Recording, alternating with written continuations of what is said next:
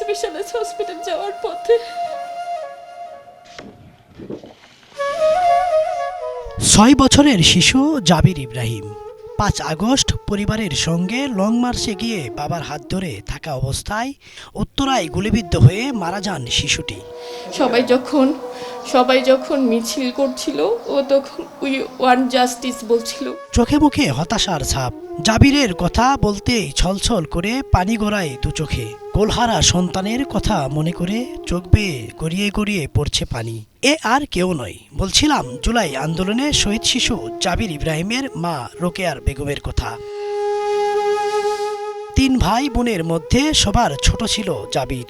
পরিবারের মধ্যমণি ছিল শিশুটি। পরিবারে নেই ঈদের আনন্দ। জাবিরের মা বলছেন, ঈদ তো কল্পনাতেই নেই। কিভাবে কেনাকাটা করব জাবিরকে ছাড়া? গতবার আমি ওকে নিয়ে শপিং করতে গিয়েছি, ওকে জামা কাপড় জুতা সব কিনে দিয়েছিলাম সবার জন্য, পাঞ্জাবি ওর বাবার জন্য, ওদের সবার জন্য শপিং করেছি। এবার আমাদের কোনো মন মানসিকতাই নাই, আমরা কোনো শপিংয়ে যাই নাই। আমাদের ফ্যামিলিটা তো এখন প্রাণহীন। কিসের আনন্দ আমাদের তো কোনো ঈদ নাই। একদিকে সন্তান হারানোর শোক, অন্যদিকে সন্তানের রেখে যাওয়া স্মৃতি প্রতিনিয়তই কাঁদায় মাকে। এক মুহূর্ত যেন ভুলে থাকা দায়। কিভাবে বা ভুলে থাকে চোখের সামনে পুলিশের গুলিতে ছোট্ট সন্তানের মৃত্যু যন্ত্রণার কথা। জসীমউদ্দিনের যে ওভারব্রিজটা মানুষে ভর্তি, মানে দেখা যাচ্ছিল না, যে টিল পরিমাণ জায়গা ছিল না ওখানে। তো আমরা ওখানে যাওয়ার পর দেখি যে সবাই আছে, তো আমরা ওইভাবে আর ব্যাপারটা নেই যে কোনো বিপদ হতে পারে বা ওরকম মাথায় আসে নাই। এখানে আমরা যখন ওকে কুয়েত হসপিটালে নিয়ে যাই, ওখানে ওরা ওকে কুয়েত হসপিটাল থেকে ওকে ছেড়ে দেয়। তারপর আমরা অ্যাম্বুলেন্সে করে ঢাকা স্পেশালাইজড হসপিটাল যাওয়ার পথে। মায়ের যখন এমন অবস্থা, তখন বাবাই বা ভালো থাকে কি করে? জাবির ছাড়া বাবা বাড়িটির নাম দিয়েছেন মন খারাপের বাড়ি। বাবা চাচা মিলে যৌথ পরিবারে একমাত্র মধ্যমণি জাবির যে আর নেই। পরিবার জুড়ে শোকের ছায়া এখনও প্রতীয়মান। কিভাবে বাবার কাছে থেকেও জাবির গুলিবিদ্ধ হলেন, সেই স্মৃতি চারণ করতে গিয়ে বাবাও ভেঙে পড়লেন। তো 7 মাস 8 মাস যাবৎ এই বাড়িতে যে হাসি খুশি যে আনন্দ ছিল, সেই আনন্দগুলো নাই। সামনে ঈদ আসতেছে, এই যে গত ঈদেও আমরা সবাই, আমি, আমার ছেলে, আমার ওয়াইফ, আমার মেয়ে, সবাই সাদা ড্রেস কিনছিল যে ঈদের দিন পরবে। আমার এই ছেলেও বলতেছে, না তোমরা সবাই সাদা কিনছো, আমাকে রঙিন কিনে দাও। ওকের ওপরে রঙিন কিনে দেওয়া হইলো। এই যে একটা আনন্দ ছিল, ওই আনন্দ মাটি হয়ে গেছে। এই যে রমজানটা গেল, প্রত্যেকটা সেহরি, প্রত্যেকটা ইফতারে আমার ওয়াইফ, আমার মা ইফতার হাতে নেয় আর কান্নাকাটি করে। গত রোজাতেও সে আমাদের সাথে ছিল, এই রোজাতেও নাই, এই ঈদে থাকবে না। আমাদের ঈদ বলতে ঈদের যে আনন্দ, ওই আনন্দ আর নাই।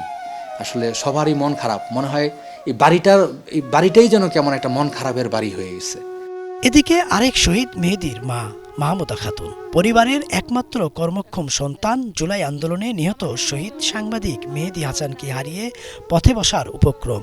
ঘরে নেই কোনো খাবার, পরিবারে নেই ঈদের আনন্দ, কিনে দিতে পারেননি মাদ্রাসা পড়ুয়া ছোট ছেলের কোনো নতুন কাপড়। এখন আমার সংসার চলে খুব কষ্টে। আমি আনছি রোজারা, আমার পোলায় তো রোজায় অনেক কিছু কিনা দিত, যেভাবে হোক টাকা পাঠাইতো, ধার করতো, খরচ করতে, বেতন পাইতো, আগে আমার খাওয়ান আগে দিয়ে লইতো। মা বাবা অসুস্থ, এই জন্য দিত। এই যে রোজার মাস আমার কিন্তু ঘরে একটা ইফতারিও কেউ দেয় নাই, যায় নাই। পরে ডিসি টিউনো ডাক দিয়ে এবারে আমার এই ঢাকায় আবার আসে, আর আগের দিন আমার কিছু ইফতারি আমার কাছে পাঠাই দিছে। মেহেদী মারা গেছেন, কিন্তু দরিদ্র বাবা মায়ের উপর রেখে গেছেন ঋণের বোঝা। কিস্তি দিতে না পেরে তাদের বিরুদ্ধে হয়েছে মামলা। মেহেদী একটা ঘর উড়ে থিয়ে গেছে, মানে সাইডদের ওয়ালটা না উপরে টিন দিয়ে থিয়ে গেছে, আর কোনো কাজ করাইতে পারে নাই। এখন ওই ঘরটায় আমি যে থাকবো, ওইটার লেগে আমার 3টা ব্যাংকে কোনো আমার লেনদেন করা লাগছিল। 3 লক্ষ টাকা আমি দেনা আছি ওইটার ভিতরে, 3.5 লাখের মতো ওই সুদ টুত লই। মানে এই দিনটা আমি পরিশোধ করতে নিয়ে আমার নামে ওয়ারেন্টের কাগজ আইছে। অন্যদিকে ঈদ ভুলে বরিশাল থেকে ঢাকা এসে সন্তানের বিচার আর সরকারের সাহায্য পেতে দাঁড়ে দাঁড়ে ঘুরছেন মেহেদীর বাবা। সন্তানের বিচার পেতে যখন ছুটছেন বাবা, ঠিক তখনই মামলা তুলে নিতে দেয়া হচ্ছে হুমকি। আমাকে মেরে ফেলবে, কারণ আওয়ামী লীগের কিছু লোকজন যাত্রাবাড়ি জড়িত আছে। এখন তারা নামে বেনামে দাদা ভাই, মামা ভাই, আমি মামা, এভাবে আমাকে ফোন দিয়া বিভিন্নভাবে আমাকে হুমকি প্রদান করে, আমাকে মেরে ফেলবে। নাম তো আমি নাম বলতে গেলে এরা আমাকে আমি তো আমার জীবনের নিরাপত্তা পাচ্ছি না, আমি কেমনে এদের নাম বলি? এরা আওয়ামী লীগের লোক। এখন শুনতেছি তারা নাকি কোন বড় বড় কোম্পানিতে চাকরি করে, জব করে। তবে একজন আছে 11 নম্বর আসামি, আরেকজন আছে 18 নম্বর আসামি আমার এই মামলার, খোরশেদ আলম। আরেকজন হলো আরেকজনের নামটা আমার মনে নাই, যার নাম থেকে বলতে পারবো না। একজন হলো খোরশেদ আলম, মোহাম্মদপুরে থাকে।